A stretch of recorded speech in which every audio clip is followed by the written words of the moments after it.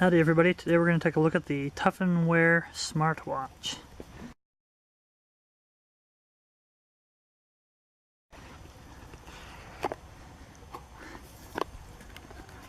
It is a smartwatch that boasts quite a few different features, including, and the one that's most interesting to me is the heart rate monitor. If you look, it has one simple button. See if I can focus in on it. At the bottom it's a home button. It does have a protective sheet on it that we'll discard here for a second. The band is actually really nice, kind of a silicone. It has many adjustments on it, it looks like. And it's a really easy to button or to connect. It looks like you just push this, it's almost like a button, but you push it through one of the holes at your desired height, or length I mean, and then you just kind of tuck this in through the back. You do have on this side, it looks like you've got a port on this side. We'll have to look at the instructions just to make sure. And then a single button. On the top you have what looks to be the camera. Then on this side we have, looks like another port. I think that's the USB charging port. Other than that, it's a rather slick, classy design. It's got a really decent build quality. And then if we flip it around, to kind of show you the back,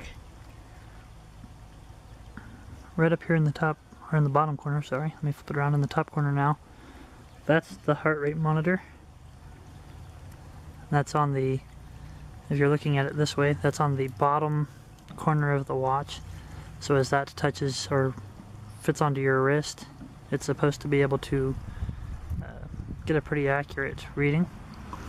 Also in the box, we'll come back to this, but also in the box you do have a charging cable, as well as looks to be the battery. It's a 380 milliamp battery that I think should be able to hold a charge pretty well and run a watch for quite a long time. And last, we have the instructions that look like they are fairly basic. It would only take you a couple minutes probably to read through them. We're going to see if we can't get this up and working without having to look at the instructions, because I don't like to read. First, let's see if we can put the battery on, or in, I should say, in. Looks like if you just kind of pop right there, the back pops off. I also want to make note that when I do have this open, you can see that you can use a mini or a micro SIM. So this could work as your phone. As it is, it pairs with the phone from the description quite nicely. So the battery does fit in there quite nicely, and it sits over top of that micro SIM. And then we will just snap this back on and see if we have a charge. Okay, so now that we're in the shade, you can see the display a lot better. It has a really nice looking analog clock display. It seems to be fairly responsive.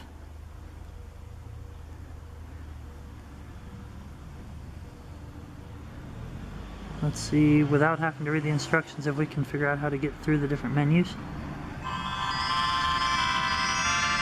Long pressing the power button turns it on and off, and you get this interesting little LED on the side.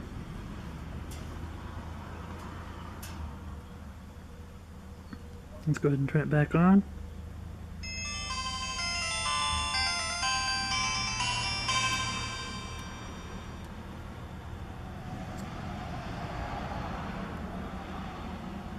You can also switch it just by tapping on the screen to a digital clock format. So you can tap it back and forth between those two. On the screen or scrolling up, gives us what looks to be a dialer, your messaging, your call logs, and your phone book.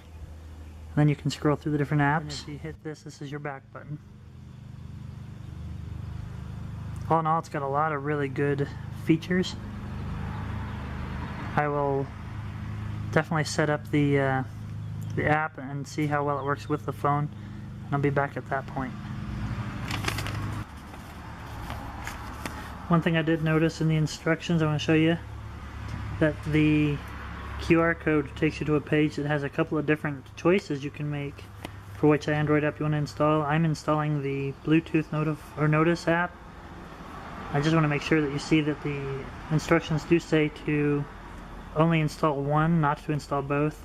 I think it's a really decent watch, especially for the price, and I would definitely recommend it for anyone who's health conscious, wants to keep track of things like their ECG or their heart rate. Only time will tell how accurate it is, as I don't have an actual heart rate monitor to be able to tell. But all in all, it seems to be working really well, and if nothing else, it works really well with pairing with the phone. And I like the idea of being able to use that as my phone if I did have the micro SIM card.